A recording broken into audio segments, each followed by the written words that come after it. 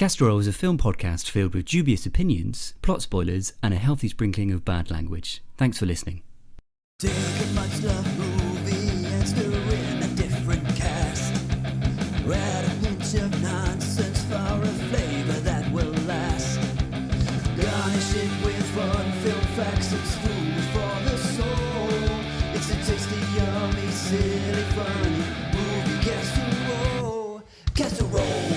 Hello and welcome to Casserole. My name is Jim, and each episode myself and my two co-hosts Sam and Nick review one of cinema's much loved or unloved films with the aim of also serving you up a delicious recasting. But before we can get into that, don't forget you can follow and subscribe to Casserole over on Apple, Amazon, Spotify, YouTube, or wherever it is that you get your podcast from. And of course, don't forget to leave us those all-important 5-star reviews. We are sluts to the algorithms. And should you wish to support the podcast, you can do in a couple of ways. You can head on over to patreon.com/Castorol podcast, and for the low, low price of $1, you can become a very valued member of this community. And should you wish to represent the podcast, head on over to tpublic.com, just search Castorol, and you can take home one of our many designs in a variety of forms. If you want a t-shirt, a pin, a badge, stickers, a mug with our faces on it, why not? Get it in. I do think if we had just t-shirts with just Jim's face taking up the whole t-shirt, and even maybe with a slogan like "What would Jim do?" yeah. For like, what would Jesus do? What would Jim do? Well, what Jim would do is he'd introduce you two motherfuckers. I just also want to say balaclavas with Jim's face on the face, so you can have Jim's face. I think it should be balaclavas of Jim's face wearing a balaclava. Are you talking like those like little tight things that they've got like faces printed balaclava on them? with just eye holes, but the eye holes are your eyes looking out of balaclava. Anyway, that voice you can hear. If he were a cut of meat, he'd be a lovely succulent beef cheek. Beef cheek. It's definitely me. It's Sam. Yeah, I have been described multiple times as a beef cheek. Have you ever had beef cheek? Is that even a thing? Yeah, it's a thing. Cheek, is it? It's meant to be Literally really like nice. every cut. Is it? Maybe really nice. Like surely like which cheek? Because you can get like face cheek and ass cheek. Well, let's get. That's just well, business. Well, we're going to get to that. Oh. That other voice you can hear. Okay. He's the fillet. It's Nick. I'll take that. And as I said, my name is Jim. I am very much the rump of this podcast. I would say the actual anus. Yeah, the rarest of the cuts. Yeah, you have to ask for that, especially. Quite chewy. Well, you know, I'm not going to cook it properly. That is like a gobstopper. The anus. Yeah. You just got to work on it for about a day. How long do I chew it for? Keep going. Wow, that's yeah. That's in there now. Apologies to any vegetarian or vegan listeners we might have. No apologies. Well, No apologies at all. Get your life sorted. Each their own. And on that subject, whilst we're still on the subject of steak or any kind of thing that you might have a steak sauce with, what would be your number one? If you could just have one, how do you take that steak? Do you have a sauce with it? right. Oh yeah, okay. it's if I had to choose, ideally we would go with the béarnaise. Oh, But quite rich, your béarnaise. Not everyone really does it. It's usually only M&S that do it, and Right. it's normally quite pricey for this piddly little pot. What is béarnaise? What flavour? How would you describe it? It's like butter. It's a buttery. It's a butter, yeah. sort of, yeah. But so we would usually just go with the classic peppercorn. Classic bit. Like a peppercorn. I'm going to throw out there. I don't think a good steak needs a sauce. No, it doesn't. You're right, but Definitely question not is, fucking if- ketchup. I was just going to say, all you need is ketchup. No, A little bit of ketchup. Please take. You're not serious, are you? Yeah. if you're We're ending the podcast I right was there. going to say you're off the podcast. Give me that fillet steak and just have a little pot of ketchup. Right, Oh. you're officially off the podcast. And Ideally, like cheap. I used to have a mate that would put ketchup. I will replace you with Tom. I used to have a. Please don't. Then I'm outnumbered. Tom is basically on this podcast already. That's true. Yeah. I used to have a mate who put ketchup on his pizza, and I'm like, I do that. That's weird. why? I do that. No need. It's already got a much better tomato sauce on it. I don't know. Just a little. Bit of mayo though for a pizza. A little bit of dipping mayo. Well, like yeah, you dip the crust and stuff, but like. like spraying it with ketchup, like a like dew. a little bit of mayo. Although the best thing is like a garlic mayo, Yeah. or like a barbecue. But ketchup on a pizza's Mamma mia, no. Sorry to any of our Italian listeners out there. Just the world. Sorry to the world. It's me, Mario. Yeah, no, I think I like. I have to say though, if I was going to go for a sauce, just taking it back, nice, just a ceviche, like a nice kind of fresh kind of. What's a ceviche? Just like. Isn't that a DJ? DJ Ceviche. He was at Ibiza last year, rocking it hard. I know nothing about DJs or that world, so this is where any kind of references end. No, it's kind of like chopped up like herbs and like sort of citruses and stuff. You know, it's very nice. Sounds interesting. It's very nice. They used to be probably in other locations, but they used to have one at the top of Park Street. They used to have a restaurant called Cow. Did you ever go there? What do they do? Steak. It's a vegan restaurant. It was all about how much they love cows. They wouldn't serve cow. No, it served steak, and they used to have like this huge cut, which Liz lovingly referred to as the horse dick cut, because it was just a massive. Despite being a cow. Yeah, but it was the size of a horse's penis, and it was very nice with some ceviche. Yeah, it was good. Just didn't want to call it the bull's dick then. No, the bull's dick. Yeah. The bull's dick. The bull's dick. That was very confusing. Yeah, sorry to any of our listeners, should they still be here at this point of the podcast. Hang on a minute, what is this? Some kind of food podcast? Yeah. Well, I mean, our description specifically states we're anything but a food podcast. Yeah. So, what have we been watching? I watched half a thing, so I'll just throw it straight out. I watched the first half of Glass Onion. Oh, have you seen it before? Yes. Never seen it before. Oh, I love Glass. Have you have you watched the first one? Knives Out.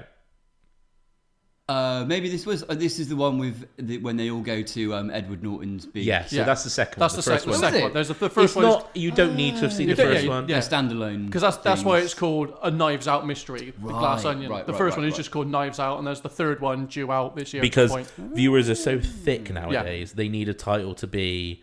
Remember the first one you saw? Well, originally it was just going to be called the Glass Onion, and apparently people were like, "Oh, so is it connected to the Knives Out But, film like, then? Because why it's do- got the same character." And so But it's so they weird. renamed Why does it it a need to Knives be- Out mystery. Are they based on novels? I think so. Yeah. And Because the I third can one's imagine coming the out. novels being a lot of fun. I think the third one's coming out this year. Sometime this year, yeah.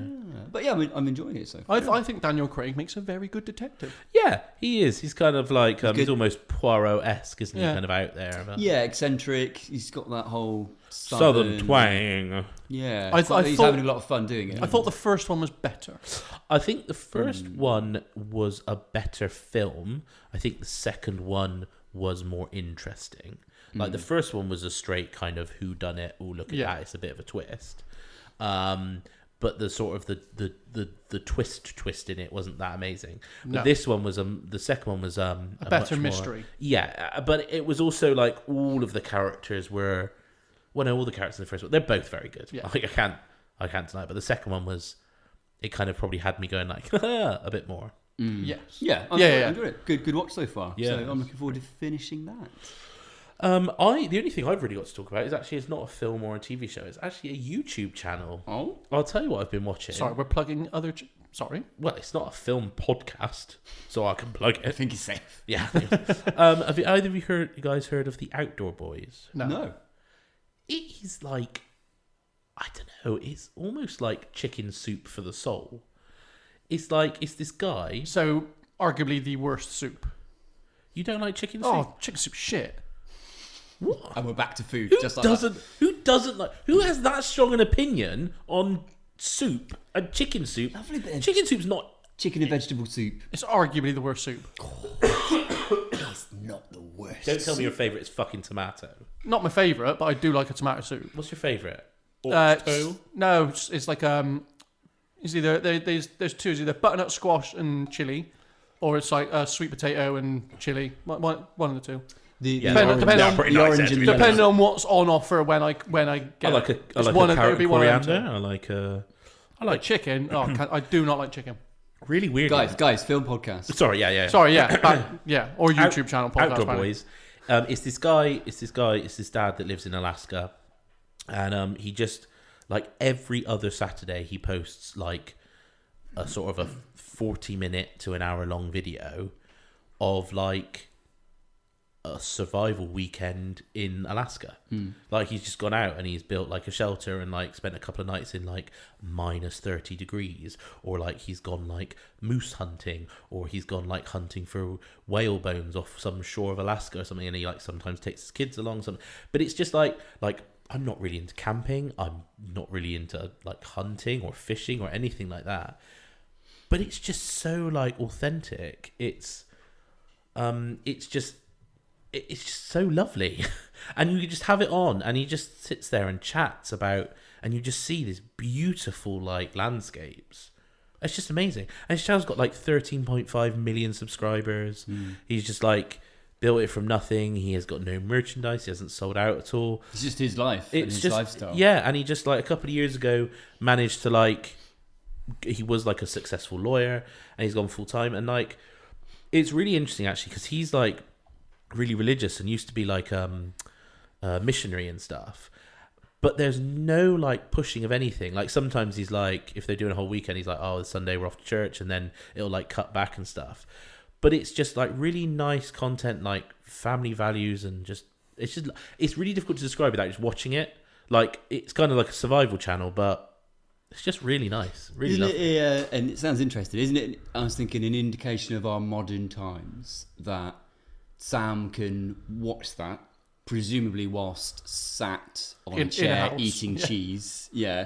And then through some kind of incredible social media osmosis, you can come away from it feeling like you've just had a refreshing weekend in Alaska. He I feel great. just sat there, either watching it on his computer screen or via his phone. He's like, oh, I just feel the fresh air. Well, no, I feel it. I don't feel like that, but it has inspired me like to do some more like DIY jobs, get some stuff done, like, and like, you know, when you're sat there and you're like, oh, it's a weekend, I've only got a couple of days, like, can I really be asked to like put up that shelf and stuff? But then you watch a video of him when he gets up at like 6 a.m. and like builds a cabin, and you're like, yeah, I can probably put a shelf up. So yeah, I would, you know, he doesn't need a plug from us at all, but like, it's such a lovely channel. Like, just go and watch some. It's just nice. Nice. What about you, Jimbo? So, I mean, I've watched a couple of things. Well, one was prior to our last recording, but due to us doing a game thing, didn't really mention it, but I watched the Dogman film with my little boy. But recently, so for this one, I watched. This is an announcement to not watch this film. Just don't watch it. I watched The Gorge. Oh, I you? want to watch that. It's Is that the poo. Anna Taylor-Joy yeah. and So yeah. poo. Really? It's rubbish. I wanted to watch it because I was like, oh my god, this looks amazing. Sounds like a really cool little premise, and then they just give away everything in about the first 20 minutes, and then it becomes this just really bad take on a film that's been done before. I thought from what I'd seen so far, it looked like a nonsense premise. It's nonsense, all right? Well, it's rubbish. I said to Liz, I was like, there's either got to be nothing down the bottom of the gorge, which makes it interesting, Yeah. or something really interesting down there There- to make it good. It was not interesting. Not either. No. Okay. It was that's what drew me into it. I was like, I want to know what's in the gorge. Is this worth my time? No. I think it should have been they finally get down there, and at the bottom of the gorge, I'm not saying he directed this, but at the bottom was M. Night Shyamalan working on his next script. Yeah. And he's just like, go away! And then Yeah. they just go back up. The twist is I haven't finished the fucking script yet. All right? Fuck off. Yeah, not very good. No, okay, well, there's our Save recommendation for that. Avoid. yourself 2 hours. But Don't now I watch kind it. of want to see it. But for how bad it could Well, be. well, the problem is though, like this is the thing. I'm not saying Jim's always wrong, but if What he's trying to say is Rebel Moon. well, no, but That's what he's trying to say. No, the reverse of that. What if we had never seen Jaws, And we took his word for it. and then we took his word for it? Absolutely shit, lads. Don't bother. Don't watch it, mate. Give away the shark in the first 20 minutes. And someone's under the water for like 40 minutes with a tank of oxygen. That would have run out. Or The Thing. Or the thing, yeah. I was off. Mate, Really, don't the even worry first- about it. that dog. Really unrealistic dog running scene. All right. It is move on. unrealistic. Fuck me. But like, I reckon we'll watch The Gorge and we're like, fucking brilliant. Like, Yeah, film of the year. film of the year. Well, I look forward to our next recording when you sit there and go, Yeah, I I watched will. The Gorge, And we argue about it for about an hour. I don't think suspicion it'll, he's on the money. yeah, I don't think it'll be a fucking Jaws. And when you spend the first hour of podcast arguing about it because you think it's amazing, And I'm like, don't be silly. Might just do it for the shits and giggles. Well, there's what we've been watching. How about the other thing that we've all been watching, which is a film that we're covering today? Oh my Yeah. god! So- Thanks. Yeah, so shout out to our wonderful Patreon, French Tom, who suggested this film. And if you want to suggest a film to us, also become Patreon. Like we said, just head on over to patreon.com/Castorol podcast. And for that low price of $1, you can recommend a film for us to watch. Yeah, and at this point, we should probably say we don't have to watch it because Yeah. Or you could say pick something else. Or, we might, especially after Tom's Yeah. option, we may request another film. So I spoke to Tom about this, and I was like, Tom, we've all watched it, and we are going to do it. Well, I mean, I watched it last night. Well, yeah, all right. I definitely wouldn't have watched it by the time you... I did some hyperbole there. Yeah. But I was like, we're doing this as a podcast. I was like, are you stitching us up, or do you genuinely actually like this film? He's like, no, it's not my favourite film. It's so good. And then he started like telling me bits from the film, and I was like... And he was telling me in front of other people, and he was like, that bit where they do this and this, and they were kind of looking at him, and I was like, yeah, those are the highlights that he's picking out. Before we get into it, give me your 3 words, just 3 words on this film. Would you like a little summary, first of all, so we can just get into the sense of... Because I'm guessing 99.9% of people listening may not have watched this film. I think 99.9% of the people in this film haven't seen it. Go on then, do it. Let's have this summary first. Tell the summary, and then we'll give you our what 3 words. Okay. Right. The man who knew too little.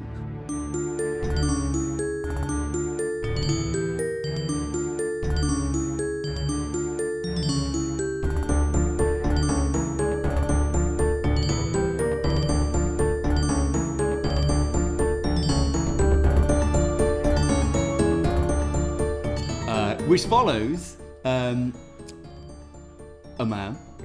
And he knows very little. So, 1997's A Man Who Knew Too Little follows bumbling, middle-aged blockbuster video employee Wallace Ritchie, played inconceivably by Bill Murray in this film, as he flies from Iowa to London on his birthday to visit his brother James. So, in an effort to keep his brother out of the way of an important business dinner, James sends Wallace out into town to take part in the latest improv drama experience, The Theatre of Life. In an incredible mix-up, Wallace is caught up in a spy comedy. I guess you In like a series of unfortunate events. Yeah, which spiral out of control and lead to all manner of comedy spoof mishaps in this film. So it's directed by John Amiel, which you would love this, Sam, who was also the director of guess which other film that we've covered at length at different times on this podcast. Sorry, what was his name? John Amiel. Oh God! And we've discussed it at length. One of his films in particular. has come up once or twice. Well, he directed it. Yes. I mean, it's got nothing like this film. Although in some ways it kind of is. I don't know. I can't think. The Core.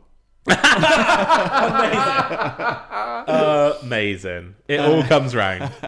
And it all leads back to the core. Always leads back to the core. And it's written by Robert Farrar and Howard Franklin. And it's based on a book, a novel by one of the writers of the film, Farrar.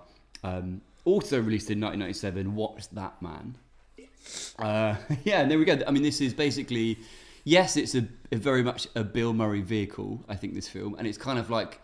In some ways, it's a culture clash between the US and Britain, but it's got a pretty star-studded cast. I would say that the cast is stacked, especially from like the British side of it. Like there isn't a single like character in this film where you're not like, oh, I know him, I know her. Yeah. Like, I don't think I could name anyone. Yeah. Apart from probably the main bad guy, which I think normal is people. The guy from one of the big British sitcoms. You're thinking about Richard, someone from One Foot in the Grave. Yeah. That's the only guy I recognise. Do you not recognise Boris? He's Doc Octopus from Spider-Man. No, he's not. Yeah. I know. He looks so different. Like I think one of his cronies, might be Curly from EastEnders. Yeah, all the cronies are basically like people from there was Guy like Ritchie two films. people I recognised. I didn't.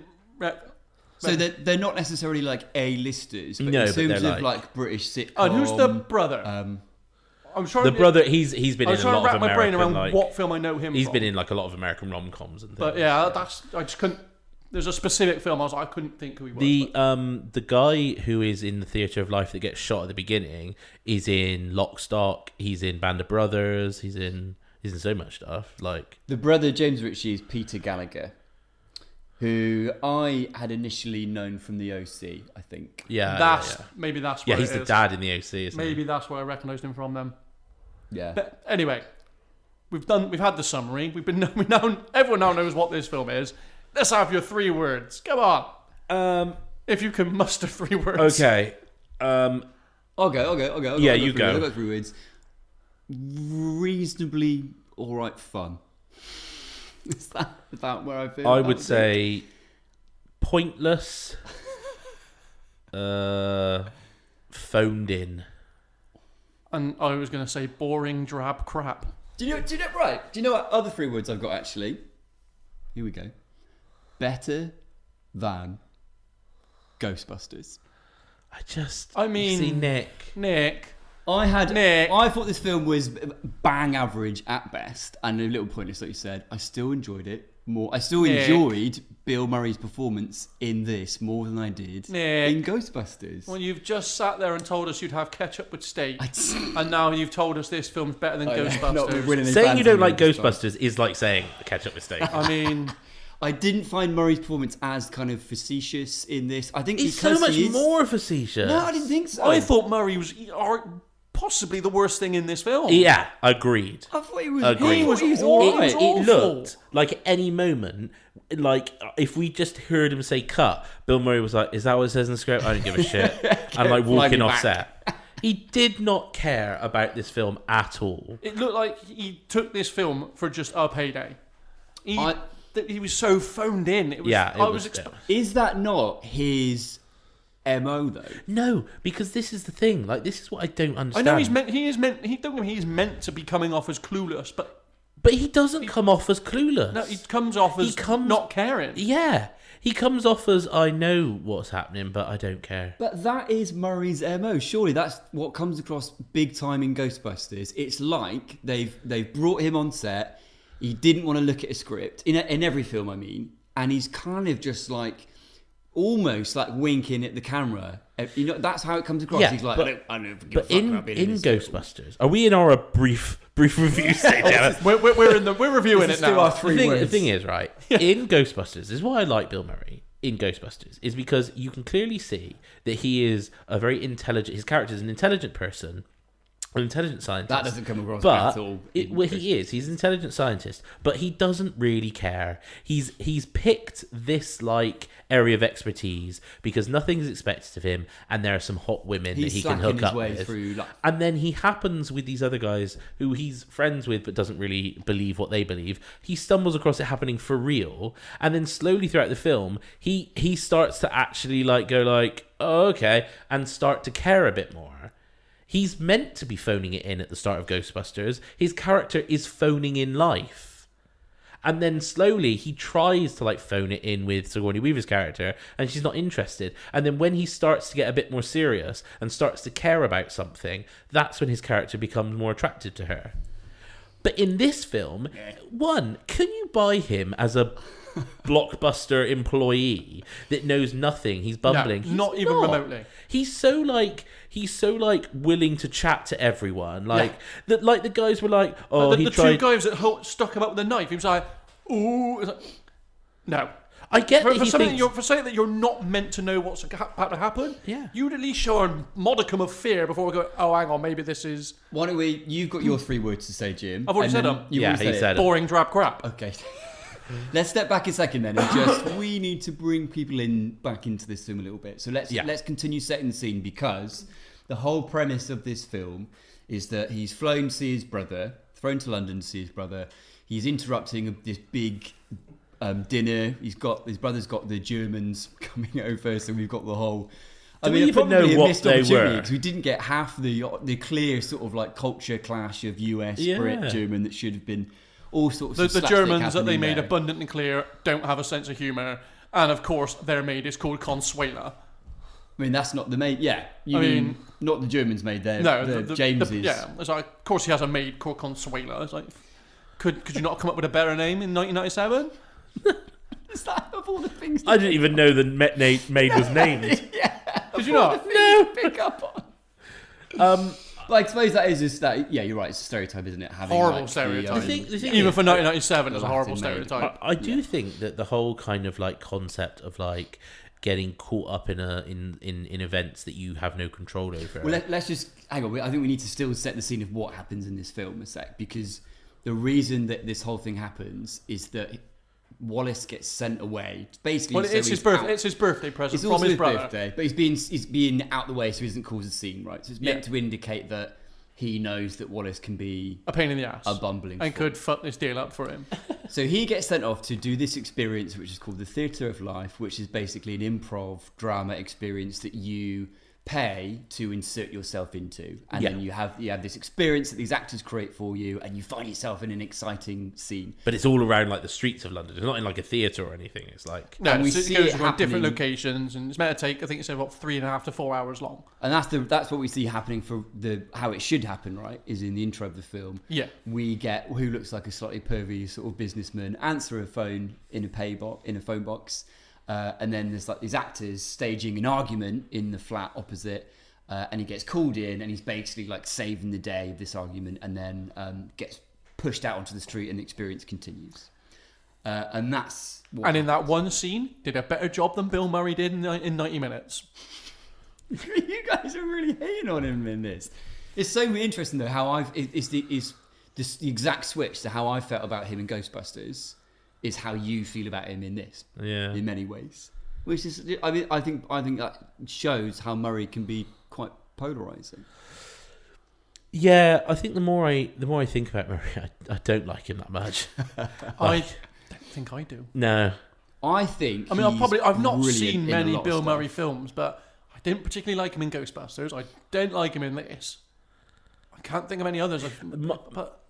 Just slightly getting off track, so I know we're supposed to be setting the scene, but like for me, Bill Murray is like the comedy version of Tom Cruise. Like Tom Cruise is in everything, and I genuinely think any film that Tom Cruise is in would be improved by a different actor in his role. Oh really? And I think the same Oh, with Bill that's- Murray. that's harsh. No, I genuinely, to me, Tom Cruise is just... What was it I was watching? Oh, yeah, we were watching the first Mission Impossible. A very good film. It's very interesting. There's, like, interesting stuff happens, good set pieces. When Tom Cruise is, like, being other people, he still is just talking like Tom Cruise. He's not actually a very good actor. He just is Tom Cruise. I think he is a in good actor. In that everything. I think he's wasted a lot of those kind of action. Maybe he's just not films. I think in cut up- films yeah, like maybe Jerry just- yeah. Maguire, he's fantastic. Maybe he's just not. You don't buy him as like this all-conquering action hero. I don't think anyone should be an all-conquering action hero. Like, my favourite action heroes are like Bruce Willis and Jackie Chan, who get beaten up most of the time. Like, most heroes is just because they get up one more time than the villain. Yeah. Like, The Rock is awful. Sorry, we're really sidetracked now. So much digress. But yeah. Back to. Yeah, I don't think Bill Murray's good in this, but carry on. Yeah, he gets caught up. So in one of these. he's going to the phone box, isn't he? And he Yeah. answers the phone, and it's not actually the call That he's meant to expecting, happen no. from the improv theatre company. It's from a spy agency. Well, It's from the minister of... What was Yeah. it? He's the minister of... It's from the like- guy from 1 Foot in the Grave, isn't it? Yeah, Richard Wilson. Yes. He's so good. He's really good. He's good, yeah. I mean, he's, I think what we'll keep coming back to on this, because we're kind of reviewing the film almost as well. I'm going to do a little bit of Well, a that's what we recast do. We too. review with them recast. Is In so the often intro. with this, I feel like so much of it was a missed opportunity to do more of everything. I wanted more of like these great British actors giving like really good comedic performances. I wanted more from Boris the Butcher. I wanted more from the Russians who come in and the assassins. Like there was so much opportunity to really amp everything up and showcase the best of British comedy. But I wonder if because it's like Bill Murray is this all-encompassing star, because at this point, this is 1997, so Yeah. he's done Ghostbusters, believe he's done Groundhog Day, so weird that he's done this. Yeah. Not far off of all of This that. feels like a a low budget British film. So this was... This to me felt like Bill Murray's gone in and just kiboshed a lot of stuff. Went, no, I'm getting my stuff in. But then he doesn't actually get his stuff in. Well, like everyone else is kind of dumbing down their abilities and talent because they're trying to, you almost have to pander to the way that he acts and the way that he works. I'm not sure. It's weird. I mean, there's no doubt that for this film, Bill Murray is the big star. Yeah, I mean, this was a 20 million budget. I'm assuming a good portion of that. Like 19.5 million on Bill Murray. I fucking hope not, because this bombed. This made like 13, 14 mil. It made that much. Yeah, but out of a 20 million, so considering that it was a box office bomb. But still, it made that much. In a bad way, yeah. And was like critically panned. I mean, it is, I can understand when it was critically panned. It is. I mean, I don't want to just slag off the whole thing. There are a few things I like, but even watching it... No, feel free to slag off, just because you've got to go to work with Tom next week. Well, I kind of slagged it off to him already. No, like, it felt like a BBC drama from the time. It didn't look like a Hollywood film. It didn't feel like Hollywood film. The sound wasn't great. I don't even think there was a DP. Just the cinematography was just awful. Like, it was just, nothing was good about it. I'm amazed you've not mentioned this, because you're often the one, Jim. I might get there. I might get there if you'd give me time, but Okay. Well, was there any issues that you picked up in terms of continuity? So things like you have issue before with, let's go back to the thing, where you were like, well, that won't happen. This didn't make any sense. That wasn't realistic. Because there was one glaring thing for me that I picked up in this film. Well, go on. You what is it? And then I'll... Well, again, it might have been the edit that I watched, but there's a scene when they break it back into a house, I think, and they're down in the kitchen, and at one point he's got his sunglasses on, and then it cuts back, and they're just like they're not on his head anymore. Like, I think that's the level of the editing in this film, where they're probably like, nah. I probably that kind of thing would have angered me. But I was so numbed by this film and bored by it, I probably was just glassed over that. What is going on? I didn't pick up on that. But normally, you are. That is the kind of thing I'd be like, what the fuck? I know it pissed me off, but yeah. Was there anything that, obviously, you guys feel a certain way about this? Tom obviously visits Tom clearly puts us at 5. I mean, he's double stacking the sub, but apparently. I think probably this is another example of when you saw this film. You guys did not like Princess Bride. Yeah. Do you know what? Speaking of that to me, this is that film. The people like Tom saying this is one of his favourite films. It's like Sam saying Princess Bride is one of his favourite films. This is better than Princess Bride. There's quite a lot of people that like Princess Bride, though. They're both shit, and it both makes me think, what are you? That's because there's a lot of people that watched it. It really makes me question your opinion on films. Do you genuinely think this was better than Princess Bride?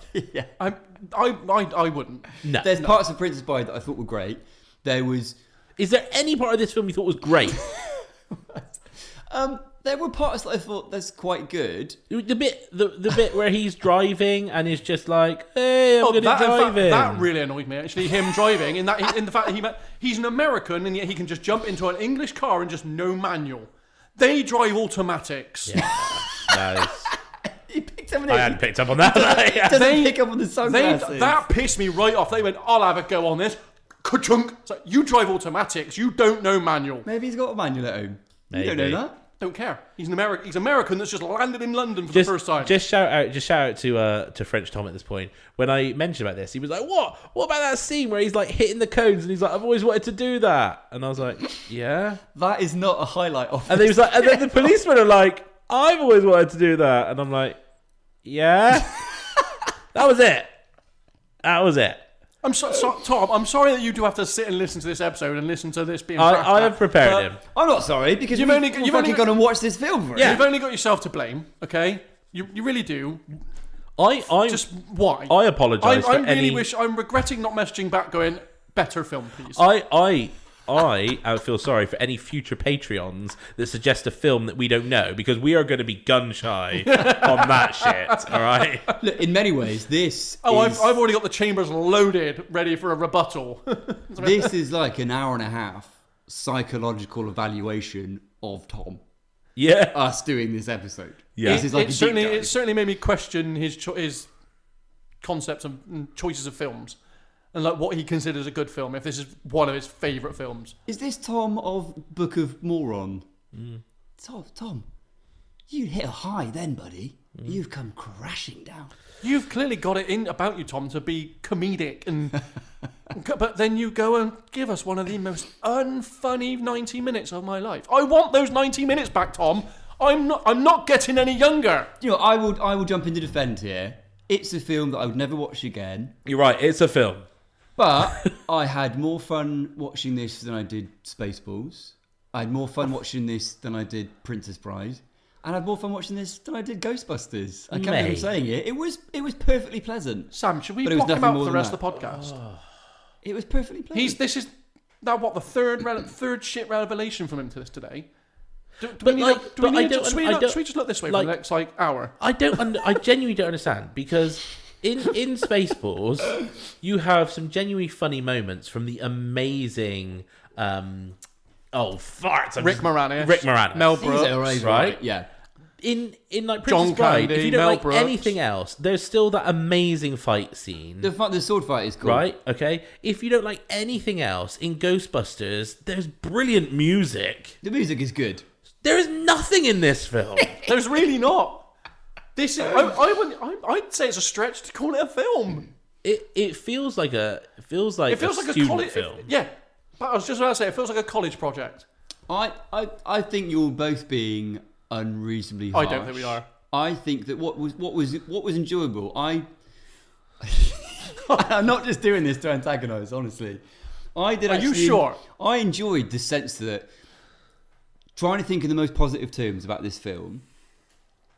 If you allow yourself to kind of be brought along with the ride of that, Murray's character Wallace is kind of the whole time going along with things because he's like, oh, I can't believe like the production company, because he's in this improv, he thinks he's in this improv theatre experience. The more and more he's like, this is amazing. I can't believe they would do this. Like when he's firing the gun, or like he thinks there's obviously a blank or something and there's a bullet hole, and he's like, how did they do that? Like that. I just think there's some enjoyable moment. There's nothing there that was like, oh, this is classic. Yeah, but the problem with that, Nick, is at no point in this film did I believe that Bill Murray's character thought that. At no point did he give off this impression that he was like, wow, this is amazing, and was going on. It was such a shit performance from him. I'll tell you one thing that I would change was I would Everything? shave off a good half the time from the Russian dance Right? set piece at the end. That went on a lot. I think just because probably Murray was enjoying himself so But this much. is the thing, and do you know what's weird is I feel like in this film, films like this that have been around, you would have had a moment where like the character been like, oh, that was real, oh my god, like, you know, like, yeah, I could have been killed at any moment kind of thing. You never have that. And even at the end of the film, he's then like recruited into like a special services thing, and he like, still doesn't realise. and It's still like doesn't realise, and like, what yeah. the fuck are you? And And Jim's right. I can't believe I'm saying this. You a couple of podcasts ago, you were like, sometimes you agree with me. I'm agreeing with you. Bill Murray isn't playing it like he's so stupid that he wouldn't realise what's going on. Like he's not playing like an idiot. Like, you know how like there are some films where like Steve Martin is like just a complete moron. The fool, basically. Yeah, is a complete fool. You know, you had those before that actor, you know, but like there's like Ernest Goes to School and all those kind of films. They are so stupid, they don't understand what's going on. Bill Murray just seems like somebody that doesn't really care. But that's his thing, isn't it? But I felt like of all the Murray films where he's the focal point, I felt like I felt the least amount of facetiousness in his performance. Yeah, but his thing in this film should not be I don't care. It should be I don't know what's going on. Yeah. Yeah, it's not called The Man Who Cared Too Little. Yeah, and that's maybe more of what it is that he's it's less like the bumbling fool. It's more like happy-go-lucky, right? Which is what it should be, but it's not. Also, there's nothing endearing about him. I think like right. If he got shot in the face halfway through, I'd have been like, who's really missing out there? His brother hardly sees him. His brother was shot. His brother was rid of him. Yeah, like there's like, what is this man? A better twist would have been is actually his brother who sent the hitman. Oh, that would have been interesting. Where I wanted more. For me, Murray was just being Murray. I don't necessarily see any major faults in his performance for what it is. Where I thought that things were lacking a little bit was everyone else around him were almost just like under. I wanted more like British buffoonery around him. I wanted more kind of. You remember when he starts experience and he goes off to the address that he's sent to, and the two muggers. Yeah. One of whom I can't remember his name. He's like a legendary he's British in actor. Loads of stuff. Eddie, someone I think. And they're like, give us your wallet, and he's like playing along with that. Oh, has it started? Oh, brilliant! Like, okay, here's my wallet. Like, and they run off. Like, oh no, how are you going to come back with that? I'll get it after. I wanted them to be much more like I would have made this film certificate 15. Eddie Marsan. Yes. And I would have had them be like, give us your fucking wallet, you fucking cunt, or something like that. And I want him to be like, oh yeah, let me try that. Give us your fucking wallet, I wanted more kind of lock, stock and snatch embedded into this. I wanted to see much more kind of gangster, much more, just more of everything in a way. And I felt like everyone around him was just underplaying a bit. And I don't know whether that's because that's what you do when Murray is centre stage. I think they don't. I think they definitely worry about or Murray probably worries about upstaging, being upstaged. Maybe. I just. I think there could have been a great comedy in here. Oh. I mean, with a lot. You mean the kernel of the idea? At best, I think there's a bang average comedy in it. I get what Nick's saying. Like, there's the kernel of something there. Like, the idea that somebody is like, it gets, but then there's loads of films that are like that. It's not exactly a lot of work. This could have been. It's basically like, oh, I'm doing this and I don't know I'm doing this, and like. Yeah, but there's loads of films where, like, the person, like, ducks down and the bullet goes over his head because he sees a penny on the ground, and all those kind of tropes that are just done, like, to death. I mean, we should probably do our meatballs on this one because I think that'll be interesting. But those kind of films that you've described there, Sam, usually star Leslie Nielsen, and they're normally really good. Yeah.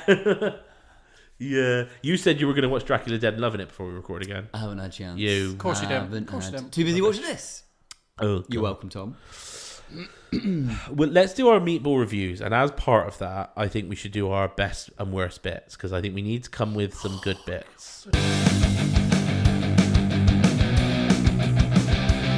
feel like we should end with Nick, so we end on a positive. Well, there you go. That's the positive we're giving. Let's start with you then, Jim. Go on. It's getting nothing. What's your meatballs? Nothing. No meatballs. It's an empty roll. There's no meatballs. Not a single. Not a single meatball. There was nothing enjoyable about this film.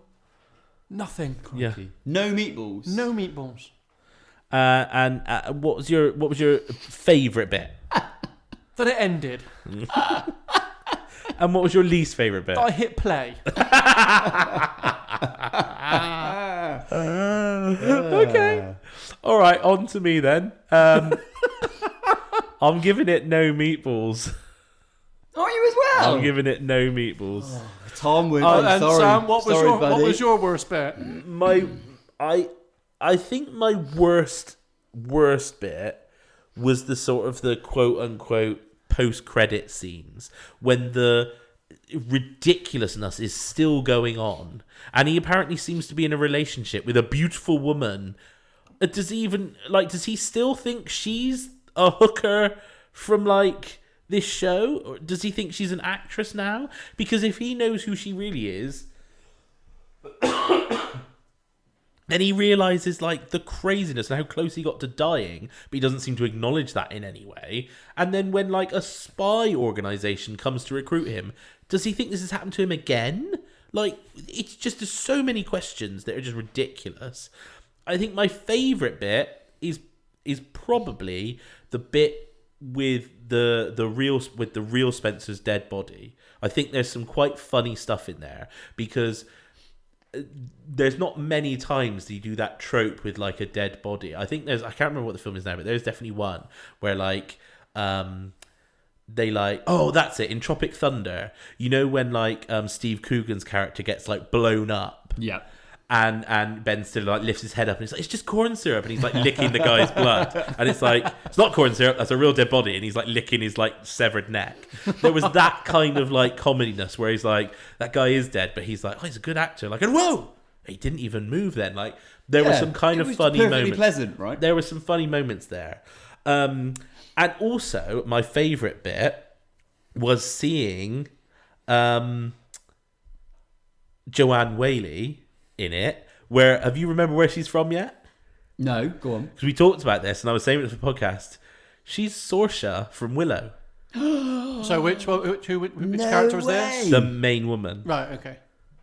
She's from Amazing. Willow, which is like one of mine and Nick's like favourite. Like, yeah. Oh, yeah. Yeah. Oh, And she, I mean, she's, sexy lady. Sexy lady. So, yeah, those are my two favourite bits, but like, nothing, it's not getting a meatball from me. Not even one meatball. No. There are like moments. Is it getting a slither of sauce on the bread? It's a buttered roll for me. That's what it is. And like, a bit of crusty bread with some butter is lovely. But in this case, usually you need that crusty bread to like dip it into like some soup or something. Yeah, it's I'm sorry. I'm sorry, French Tom. It's a no. It's merde. No. No, it's Right. not good. Come on then, Nick. We're ending on the high. How many meatballs are you somehow giving this film? Yeah, because you gave Ghostbusters like 2. So is this a a 3 fucking meatball film for you? I got to go better then. So Did he go? I don't think he went as high as 2, did he? I don't know. What did I give Princess Bride? Maybe 2. I think you gave Princess Bride a 1 meatball. Yeah, I think you were as low as 1 for Princess Bride. I genuinely, like, I know that, like, Princess Bride is, like, an acquired taste. I know I like that. But I don't know how you can think this is better than Princess Bride. Look, 3 meatballs for me would be a perfectly bang average film with a little bit of promise. I don't think this is quite there. 2.5 meatballs. 2.5 2.5 is meatballs. bang average. 3 is above average. Well, yes, but I mean like with a little extra something. So this is just average. I would say compared to this, Rebel Moon is fucking Oscar worthy. Fuck off. How have you managed to find a meatball to give this film? I just thought it was a little bit of fun. It didn't like blow me out the water at any point. But again, I think you've got to factor in that I had a totally different experience to Murray's performance in this than you did.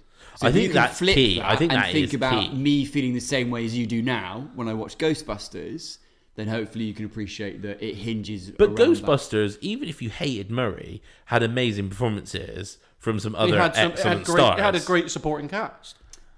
Like, Yeah, it had great okay. performances from, Sigourney Weaver, from Dan Aykroyd. I don't know. I don't think she was great in it, and I don't think Dan Aykroyd annoyed me in it. The only really good performance in it was Harold Ramis. no Rick Moranis. Moranis.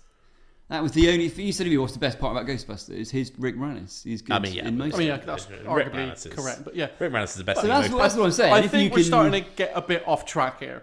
So I think much it's safe to say- It's because we're just trying to talk about any other. I think it's safe to say. Well, let's continue on the vein of this film. I think me and Sam believe we're going to make this better. So, should we now cast a roll? Let's do it. Let's do it. It's time to try and make. No, not try. It's time to make this film better. I'm not sure. I think who's got Bill Murray's character? I have. Right. I think genuinely, that's the only actual casting that will make a blind bit of difference to this film. Like, I think you could swap everyone else Okay, out well, for shall I Daniel just rip off Day-Lewis. the Band-Aid and tell you who I'm putting in this film? Let's start with you, and we can work our Right, way. here we go. Band-Aid's off. Paul Rudd. Yeah, Paul Rudd would be good in this. Paul Rudd would be good in this, He does such a good, like, what's going on? It's like, yeah. but like a sweet guy. Yeah. Quite naive. Yeah. I think he'd be. Like, you could And he's believe, actually funny. You could believe that Paul Rudd, like, was almost going along because he was, like, too polite to not go along, you know? And you'd also believe he's clueless. Yeah. Like, I feel like Bill Murray's character at any point would just be like, I'm not enjoying this, I'm walking off. Like, Right. you know, whereas Paul Rudd would be like, well, you know, my brother's paid for it. Because he's too so- nice. Yeah, you know, like... I think he could also be the brother in this quite easily. Yeah. I could see him as Yeah. the brother too. You're going to hate me for saying this. This could very easily, this script could very easily be a Will Ferrell vehicle as well. I'm It just could. throwing out It there. could arguably be. I don't like Will Ferrell, but he would also make it better. Yeah. I think he could play the buffoon. Yeah. and just, Do like, you know who go I along. see? Do you know who I see actually in that more than Will Ferrell, which is like a very Will Ferrell character? Is that John C. Riley? Yeah. I think he would be that kind of like, what's going on? You know, like. Paul Rudd's a good pick though. Paul I Rudd think is that's a like good the pick, leading yeah. man for this. Yeah, I'll always take a bit of Rudd. And he kind of looks like a spy. I think he's definitely done a film, hasn't he? What film has he does it where he's like, do the James Bond, and he's like, That's I Love You Man. yeah, P.S. Yeah, When they not get P.S. the I love you. billboards made. And... I love you, man. Yeah, that's good. Yeah. Yeah. And he's like, That's when he's doing like the best man thing at the end, isn't he? Yeah. yeah. Oh Yeah, God, that's- Paul Rudd's good. He's He's good. great. Paul Rudd's good. He's great. I don't think there's a bad Paul Rudd film. Like, there's films that aren't that great. Like, you know, I like haven't Ant-Man seen and Ant-Man, stuff. yes. Like, some of the Ant-Men aren't that good, but Paul Rudd's still fucking tip-top in it. Like, he's brilliant.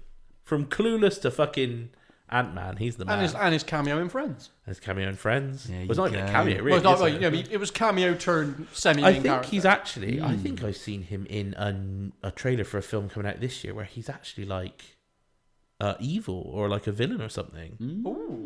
Which I think actually he could be really good at. I There's think always those where you He's feel a like I think he's one of. No, he's not. He's not a villain. It's in that Dead Unicorn. He's He's Dead in that, Unicorn. is he? Yes, he's in that. He's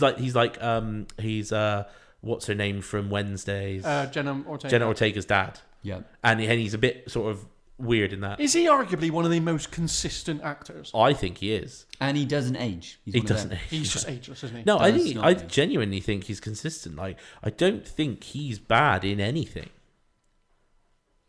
Well, he's obviously got a good agent. Do you know what, Jim? That could be one of your best Fuck yes. picks of all time. That's your best caster role ever. Should we? I don't think for he is. your worst film of all time. Should we go round the circle, or should I just do my other? Let's do a castle? circle jerk. Let's do a circle jerk. Okay, let's not do that. Okey-dokey. Let's not. No, we're not going to do that.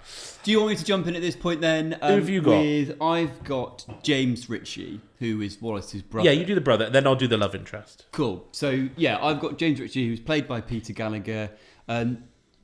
I've gone with what I felt like was needed a bit more in that relationship was Peter Gallagher's portrayal of this is very kind of like he's kind of a genuinely a nice guy as well, isn't he? He's a little bit put out by his brother being a bit embarrassing, But he's clearly like not the black sheep of the family. Yes. You know, and he feels the pressure of like being the And I successful, wanted a bit yeah. more of that, and I think what you need a little bit from that dynamic is that he feels a bit of resentment towards his brother, who's like a bit of a waster, isn't he? Basically, still works in Blockbuster. But then he's got He's to be able embarrassed to by him. then turn it around when he realizes actually what he's put his brother into. Yeah, there's that point at the end where James, the brother, realizes like, oh, like, I love you, Wallace. Like you're such a fun. Like, and there's that he realizes that he wasted his life by going after success and money. Da, da, da. So I needed someone who could do that a little bit more. Someone who was a bit slimy to begin with and comes around a little bit. I think John Hamm could have did that really well. John Hamm. I at first glance I thought it was John Hamm. Actually, really? I was like, is that John Hamm? Oh no, that's not. Yeah. The person I went with was Jeremy Renner. Yeah, Who I think could be well, a that'd bit be really like- good with Paul Rudd. Paul Rudd. Paul Rudd. Yeah. There you go. It could be like, you're embarrassing me a bit. We need to get rid of him. Yeah. Could be a bit hateable, and then towards the end comes around. I like Renner. There you I like go. Renner. He's loves He's it. like This Renner. is Renner's debut on the podcast. I don't think he's been brought up before, has he? This is Renner's debut. This is Welcome Renner's aboard. I'm sorry. This- This is the film Yeah. that you're But in on. actually, Are you sorry because you liked it? well, yeah. do you know what? I think our cast is going to be pretty fucking stacked now. Let's move to the love interest. Is it going to compare to our Princess Bride one? Well, look. We've got we've done so far so good, right? We've Yeah. got the Americans done. Now we need to do justice to the British cast. Well, Wow. So, I may have picked some Americans. oh, for fuck's sake. All the British characters? Yeah. Fuck off. Fuck's sake, Sam. So originally, well, because I mean, she does a questionable British accent in some of the shows. But I originally thought about maybe going for Vanessa Hudgens. So could you just say who you've... The first one. So, yeah, it would be Laurie, who is like the love interest, played by Joanne Whaley, who is Saoirse from Willow. So she's like this character who'd been... She's first encountered by Wallace when he goes to the address that he's sent to. And she's sort dressed up she's in like a lady of the night. outfit. Yeah, and she's extorting money out of like some British politicians and things. And, Cool. She's not a prostitute, but she's sort of a prostitute. It's indicated at first, but she's like, no, I'm not. Yeah. Okay. So I was kind of thinking, I thought Vanessa Hudgens, because I thought she would do quite well at like kind of like the sort of innocent and sort of almost like she does quite well at doing good fake acting. I know that sounds weird, but like That sounds like that's such a backhanded compliment. because like when she's in films and she's supposed to be like trying to act as the character, she does that quite well. Like how in this, like she'd be like playing a character. Yeah. She does that where you kind of know. But in the end, I actually went for I've properly upped the ante now and actually going with the other two. I think Elizabeth Olsen would be really good because she's got that like sort of sweet and innocent. But then like if she's like banging someone on the head and like punching them out, you could sort of buy that as like she gets angry and stuff. And I think she's very much got that sort of sweet innocent, but you would buy that she's kind of can take care of herself a bit. Now, can I just check that neither of your other two you've picked from the MCU? No. None of your other two recastings are from the MCU? No. I like it, but I also can't believe you went American. I did go American because this opportunity to fly the flag for a great British actor. Well, do you know what it was? I think part of me, I was a bit worried that because we were going for a film that not a lot of people knew, I wanted to definitely go for people that people knew. Yeah. Because the person we were replacing, unless you know Willow, you don't. Yeah, you don't really know her. Do you know it would have been Kate Winslet? Put Winslet in. She's funny. I mean, I love Kate Winslet. She is very funny, but I don't buy her as like. And she's beautiful. But for a lot, I think all the people I mentioned are beautiful. But I don't buy that. Like the character in this is quite happy to sort of be led. And Kate Winslet is always a very sort of strong female character, and I think very quickly she'd be like, "No, I'm not doing what you tell me to do," But that's not the character. The character's kind of like that's fair. That's fair. I'm not saying that Elizabeth Olsen and Vanessa Hudgens aren't, but I think they're better at playing characters that might be. Oh, there we go. Olsen's in. Yeah, Elizabeth Olsen. Right, so let's go back round then. Let's finish this circle jerk. Why are we calling it a circle jerk? For fuck's sake, can we stop with the glog glog? Are you just feeling left out? Come on, give us a glog glog. Right. Anyway, so my other recasting was meant to be the real Spencer, but we all know my opinion from a previous episode of pointless characters. See, Nick and I were talking about this. People that are in a film for about 30 seconds and don't do fuck all. That would be such a good opportunity for a fun cameo. Such a good cameo. You're right. It would be if this character really did anything. But they do. No, they didn't. They walk into a room, shoot a fake pimp, and then the last thing you really see of him is breaking through some glass. They don't do fuck all. But then there's that hilarious scene where he's like dead in a chair. Yeah, that's the best because he's not doing anything but sitting in a chair. But that anyway. Right, okay. Wait. I chose not to recast him because we were looking for a sixth character to do. We had some options I such found as one. this person. No, sixth character to do one. a cast role. No, but I mean, we were thinking, who shall we do as the sixth one? And we decided on the original Spencer, the real hitman in this. There were some other options, such as the Hawkins character, maybe some of the other Russians, maybe Eddie Marston as the mugger. But we settled on the original hitman character, like we were just saying, because we thought it was a good opportunity to put someone really funny in that role that could kind of almost steal the scene. Like at the end of Spaceballs, where what's his name comes in? Where John Hurt comes in. Yeah, and you're like, what? And you're like, that's amazing. He's only in it for like 10 seconds, but you remember John Hurt. You could put like a massive A-lister in this. Yeah. And I'd be like, that's amazing that they agreed to do that. Like, do you know what? Tom Cruise. I said I could have swapped with you. Yeah, Just saying. But gave my opinions back in Gangs of New York with Liam Neeson, and how fucking pointless that was. And I didn't give a, and I didn't care, and I didn't care about recasting him. Oh yeah, so you didn't even think of someone for that And because you were arguably, insulted. Liam Neeson did 1,000 times times more than this person. Can I just get this on the radio? Because we talked about this text message. In your opinion, if we ever recast Star Wars, do you not think there's any point in recasting Darth Vader? No.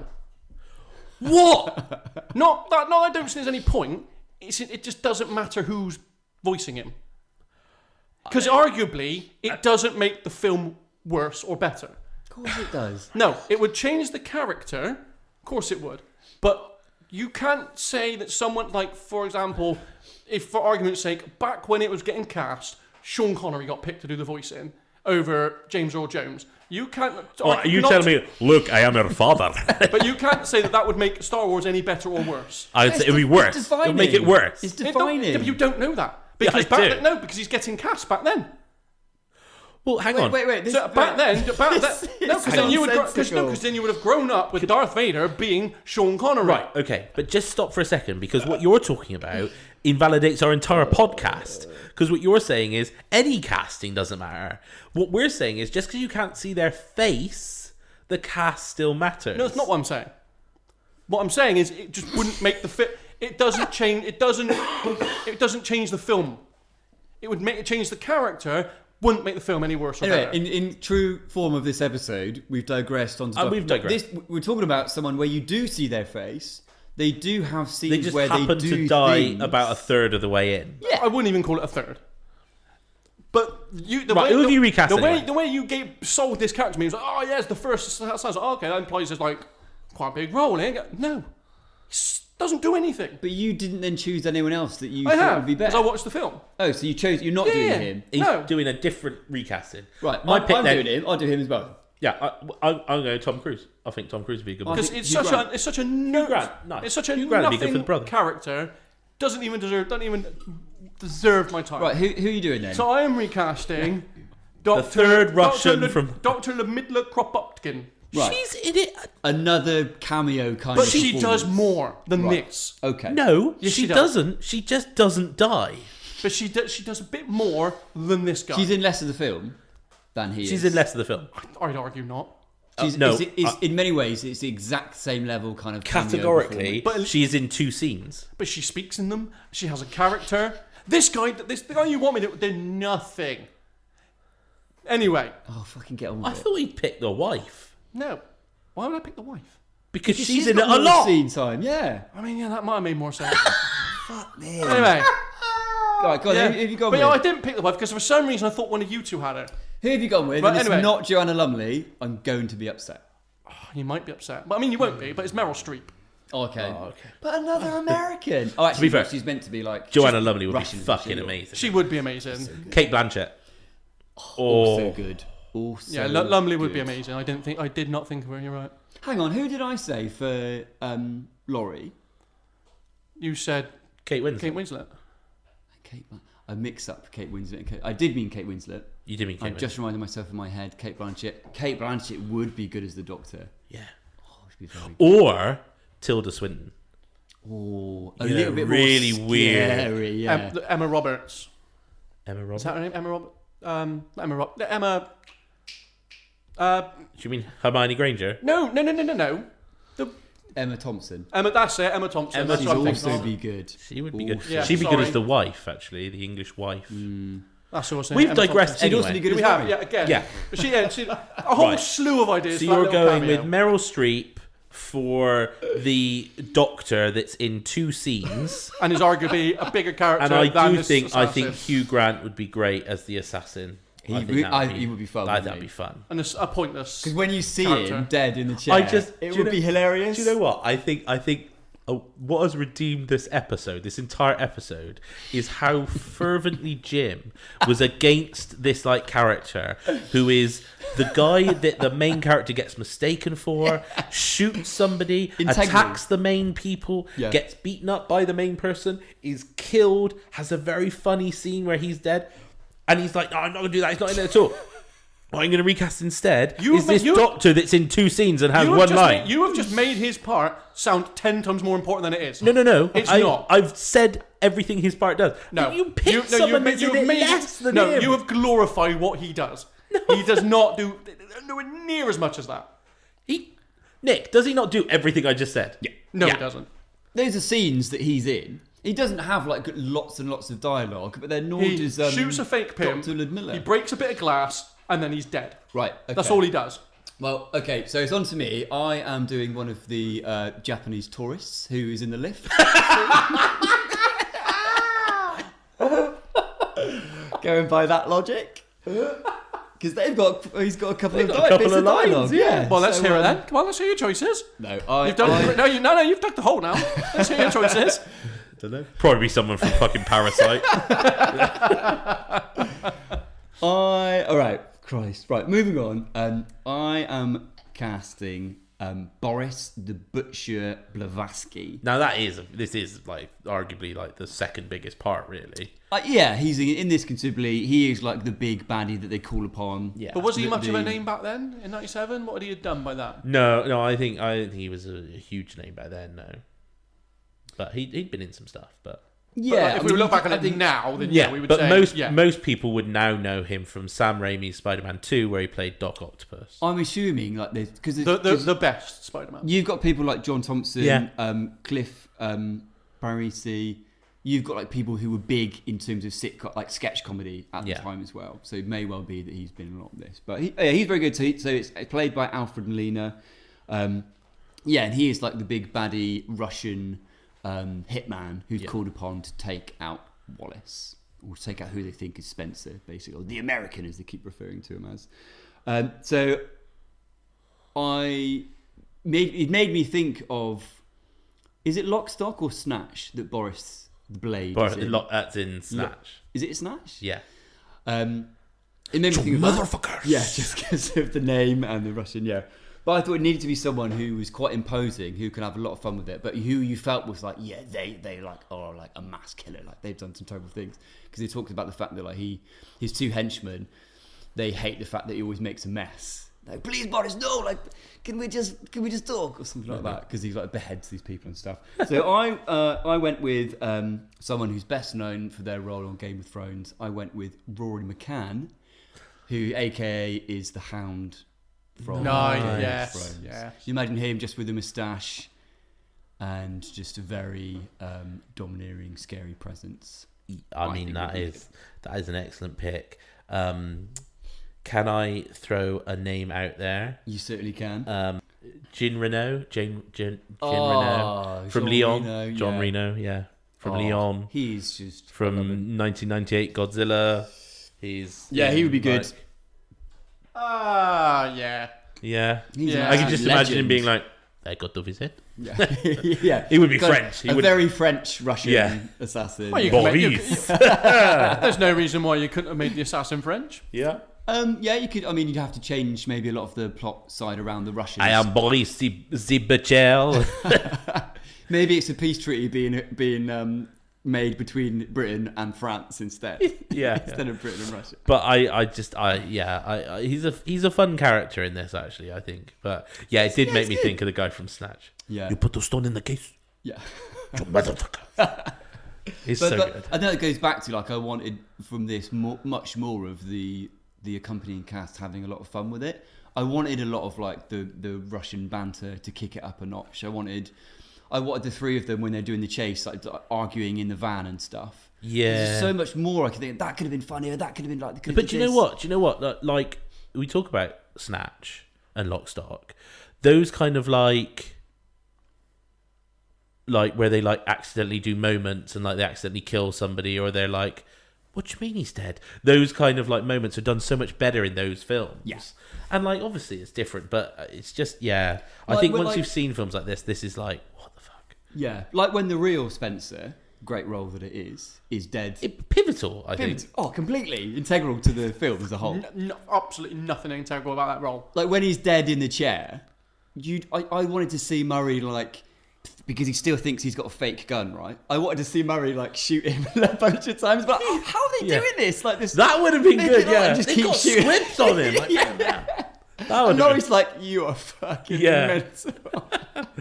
Sorry, so who would you pick for the recasting? I was too busy listening to Sam doing his Googling. For Boris, Yeah. Rory McCann. Okay. Who's the Hound from Game of Thrones? Right.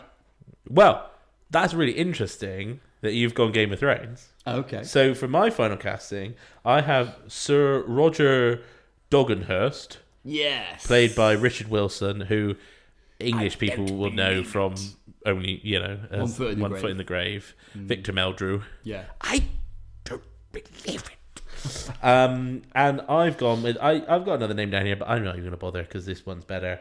Charles Dance. Of course it is. Of course it It's is. fucking Charles Dance. What isn't is the other name, out of interest? it? Jeremy Irons. Yeah, it's Charles Dance. Both good, but it's Charles Dance. Charles Dance, yeah. Charles Dance as like a corrupt, sort of angry, like British sort of politician. Oh, so good. So good. So good. I also think Gary Busey. Oldman, pop Busey in. I think Gary Oldman could have had a lot of fun with this as well. Yeah, Like, I didn't like want to the dance is besmirch like- Gary Oldman's name. It's fine name, But you want to besmirch Charles Dance's name. Charles Dance isn't on the same level as Gary Oldman. Gary He Busey, would- maybe.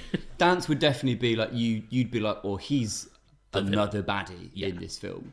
I think there'd be more jeopardy in that regard. I just. What a stacked cast. So made a good film recap? here. Yeah. Should we recap? So, in place of Bill Murray, there is now the very consistent and excellent Paul Rudd Playing Wallace Rich. playing Wallace Ritchie. Nice. And his brother James is now played by Jeremy Renner. His love interest, Laurie, is played by Elizabeth Olsen. A lovely little cameo by Meryl Streep playing a Russian scientist.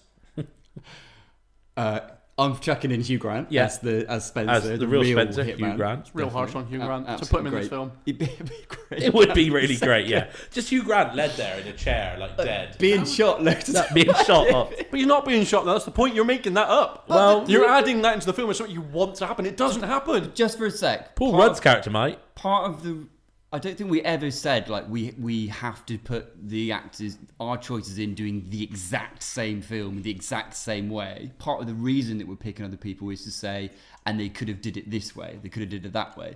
That's what we We're said, remaking the film, maybe. Yeah. so we said like the brother as Jeremy Renner would play it a bit more like he's embarrassed of his brother. He's stressed at work. Like get more of that vibe of it. It's not just the exact same performance because then like why even bother? And maybe my character, with Elizabeth Olsen playing it, she starts off British, and then he's like, oh my god, you are American, and they have that connection there, that they're actually both American. There you go. Because there's fuck all connection in this film. Like, I don't see what she likes in him. Oh, you don't give a shit about anything in life. I love that. So who else have we done? You've got to do Boris now. And then Boris, now played by Rory McCann. Oh, and carrying on the Game of Thrones alumni, for Sir Roger Dogenhurst, I've got the incomparable Charles Dance. So, it's unquestionable that we've just done a better job of this film. Yeah, it's inconceivable that anybody would think it was worse. Well, I'd like to know Than what people think. Ghostbusters. I especially like to know what French Tom thinks. Yeah. Well, we know what French Tom thinks. It's a it's a fucking 10 meatball film for that prick. Yeah. But anyway, that is our cast. That is our thoughts. Shall we move on to what we're going to do next? Before we hand it over to Sam for audio aperitif. Mega Wheel. It's the return of the Mega Wheel.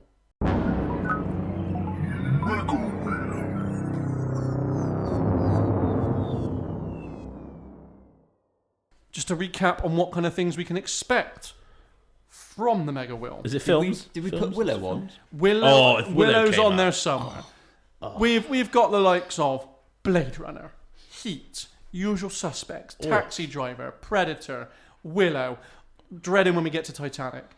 We've got things like The Matrix. We've got Lord of the Rings. We've got a film called There Will Be Oh, Blood. imagine if fucking Lord of the Rings comes out. Spinal Tap. I'll finish the Face- circle jerk right there. Face Off, No Country for Old Men. Though we got a lot. What I love about those films Of is film. most of those will really continue your filmic education, Jim. Yes. We can really start to get down into why you are the man you are today because you haven't seen some of these seminal films. You're right. Or it could just also I could walk into a room and go, be really angry and go, I hate that film, and then you spend 4 minutes going, what? There's some on there that I just couldn't. I couldn't possibly call it either way. Whether Yeah. you would be like masterpiece. It Have moved you seen? me. Have you seen Titanic? No, I have spent nearly 38 years of my life never watching that film, and I wish to spend another 38 never watching that film. Well, it came out in 97, so... Yeah, but I am nearly 38. Yeah, right, okay. Since its release, I have spent all that time not watching it. But I don't And understand... I have no intention to ever watch I that don't understand why you have such a visceral hatred of a film you've not seen. I don't know either, but I have no intention to watch it. Well, let's hope that comes up then. Well, should we find out? Let's spin that thing. I reckon he'd love it. I reckon he would just... Because he has got a big soft spot, I isn't reckon he'd cry his little tits he? I off. reckon...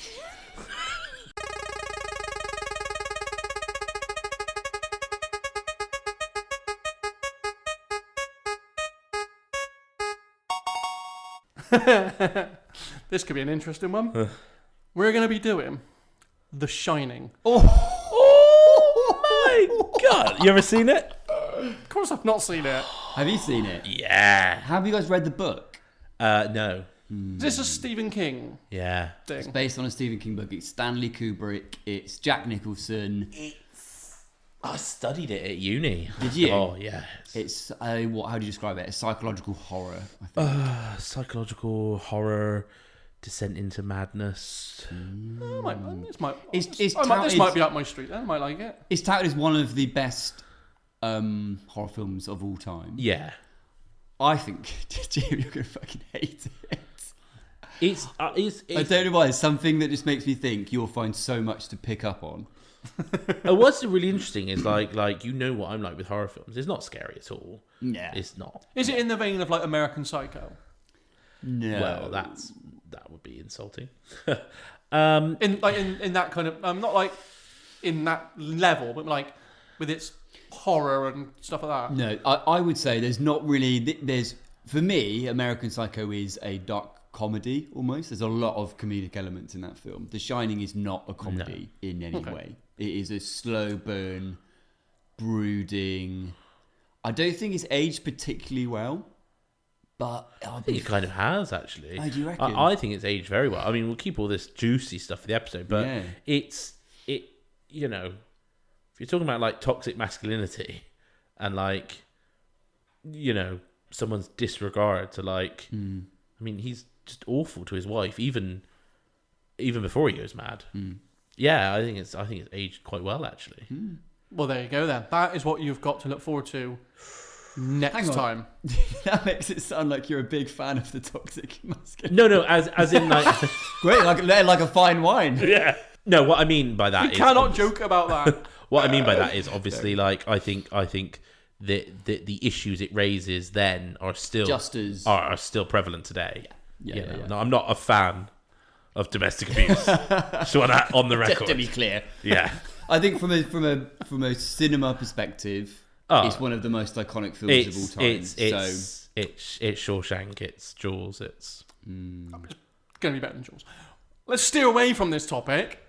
Sam, audio aperitif us, motherfucker. let us audio aperitif. And this week there is. I bet you guys are starving, aren't you? After Zero Meatballs film, you can't wait. Oh, for I'm an hankering for some audio I aperitif, need a mate. fucking aperitif. I'll tell you that right now. Although, if it goes by how we usually do, I'm probably going to miss my mouth on all occasions. He's going to be fucking malnourished by the I'm going end. to go about that tasty little bite and go, Just up the nostril it's and going in to the go ear hole. straight down my front. Yeah. So, audio aperitif, a slight twist this week. Audio aperitif.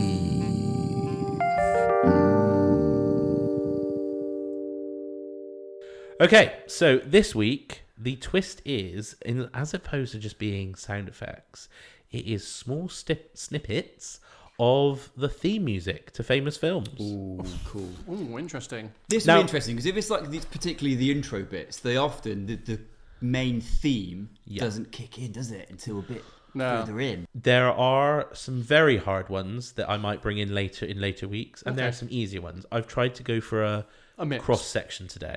Okay. So, very first one.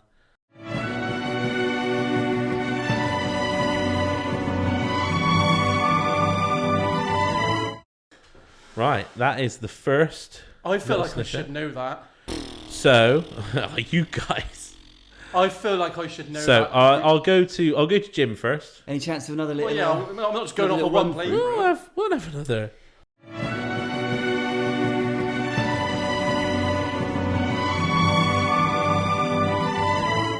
Okay, Jim, we'll come to you first. Right, this is either going to be something ridiculous like Lord of the Rings, like something so stupidly amazing, or it's going to be something fucking like Castaway. You know what I mean? That could be that snippet could be fucking anything.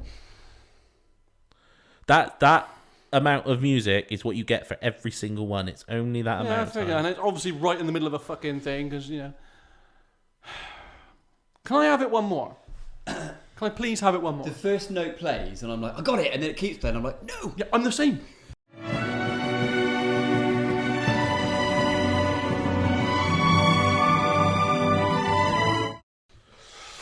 Okay, Right, Jim, come on. you have to press you for an answer. Go. Lord of the Rings. Nick. I've also put The Fellowship. Well, It's I've been a the bit more Fellowship of the particular. Ring. You should have known it from the first fucking half beat of that. It's so fucking easy. It's so fucking iconic. Of course it's fucking Lord of the Rings. But those first few notes, I was like, Lord of the Rings territory. It keeps going. I was like, oh no, where's this? This is like Watership Down or something. That's what I mean. It could have been. That's what I was saying. It could have been this one, like Lord of the Rings, or it could have been just fucking like Castaway or some shit. Who knows with Sam? And now for something I completely only know Lord of different. the Rings because I'm like, it's iconic and it's Sam. Hang on, do we know what the scores on the doors are now? It now start, plus it one was each. 9-5, Okay. so it's now 10-6. Okay. Was it? It was 9-5, yes. And now for something completely different.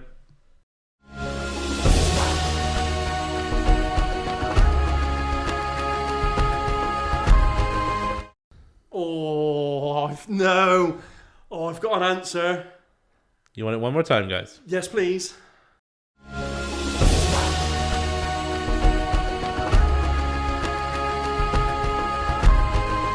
It's those drums.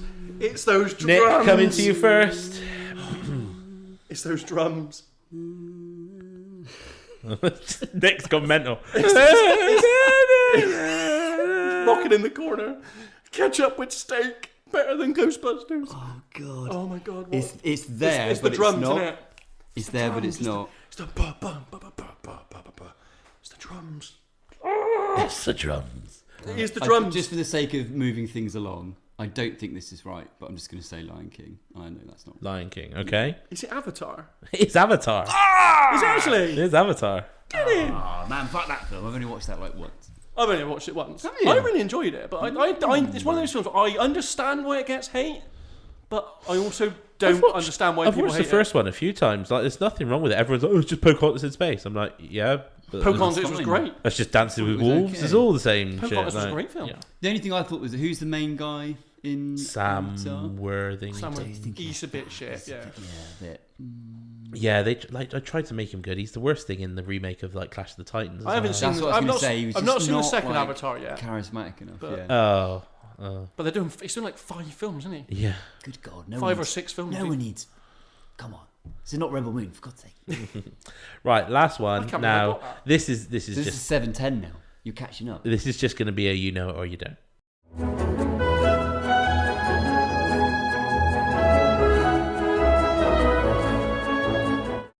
Ken. Oh my word.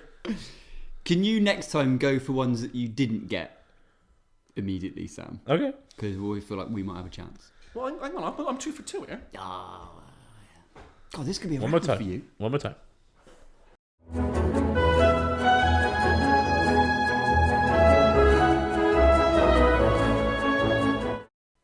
It's really whimsical. It's really fun. Whimsical, it is. whimsical. Very whimsical. It is Right. whimsical. It's probably not wrong. I'm not wrong. It's probably not, Confident. it's probably not right. Is it Paddington? Jim, Nick? that's interesting. Nick, I did not have Paddington. It does sound whimsical. It sounds British. I don't really have anything better than that, but I wasn't thinking of Paddington before you said it, so I can't say that. So I'll say something else. I'll say... I don't know why this is in my head. It's not British at all. It's not really that whimsical, but it popped in. Mrs. Doubtfire. do you know you're close with Mrs. Doubtfire, but you're also sort of close with Paddington. It's Matilda. Oh. Yeah, I have seen that. It's a very good I've film. seen I've that. seen both. Yeah, yeah, I do. The remake or the It's the original. Yeah. But I love both, actually. Yeah. Both are good. Yeah. The stage show is just something else. Oh, I just The remade film was the was fun. musicals. But you don't like musicals, do you? That was all right though. Yeah, that was all right. I have to say, right, we spoke about this earlier, that the rest of the family rented and watched Wicked, and oh my god, what a bloody racket that was. I was trying to work upstairs, and all I could hear was like generic song after generic song. Mate, it's because you've never been popular. Somebody turn that down. What's this, like the 5th shit take from Nick this week? Sounded shit. Yeah, so it's Ketchup on Steak. Love it. It's The Man Who Knew Too Little is better than Ghostbusters. Yeah, and and Prince it's of Brian. Wicked is crap. There's some other stuff he says. I mean, there's at least 4 or 5 this week. I feel You're going full I Jim feel this like week. you might have gone full Jim. That's it, Shay. Yeah, that's So, it. but to round that off, I win this week. You do win this It's a week, rarity. which means it's gone 7-10. 7-10. 17 catching up on the Come back is on.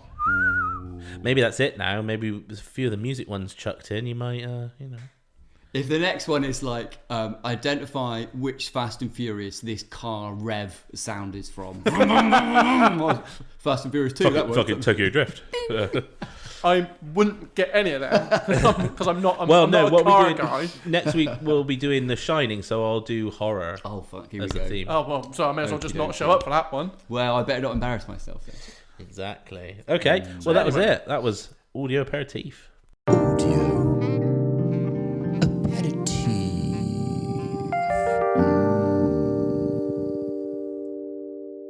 Thanks again for joining us this week. We hope you enjoyed our review of this awful film. Hey, not bad. I think you could probably enjoy the review more than the Yeah. film. Do you know what? Don't watch the film. Listen to us. And look forward to our review and recasting Actually, of The no, Shining. do watch the do film. watch Like, it. do watch the I'd film. love to know. No, There's no, got to no, be someone don't else. watch the film. Don't give it any kind of. Got to be no. someone else out there for whom this. If anyone was a wants to know 5 where you can meatball watch film. it, it's free on YouTube. Or book a pot round Tom. The whole thing. Yeah, I am so glad I didn't have to pay for this film. Yeah. Oh my god, yeah. So yeah, thanks for joining us again this week. If you want to get involved in the conversation after putting yourself through this god-awful film, just search for us over on any other socials at Casserole Pod. We will look forward to talking to you until next time, where we will of course be reviewing and recasting The Shining. Yeah, but Right. also, let's not let it put you off. If you are a member of our Patreon and you do want to submit a film, a much beloved childhood film that has got you through the dark times, That people have seen. so that we can watch it and go, "Oh shit." Yeah, don't let that put you off. This really is poo. Yeah, but submit your films and we will take them under advisement. Hey, maybe one of us will think it was reasonable. And we'll be wrong. Yeah, that'd be old ketchup steak over there. Fuck it. Until then, I have been Jim. Goodbye. I've been Nick. Go and watch The Man Who Knew Too Little and let us know. Goodbye. I've been Sam. You don't have to watch the film, because apparently the person on this podcast is a man who knew too little. It's Nick. Goodbye. Lovely. Good bit of comedy. Like it. Thanks. Goodbye.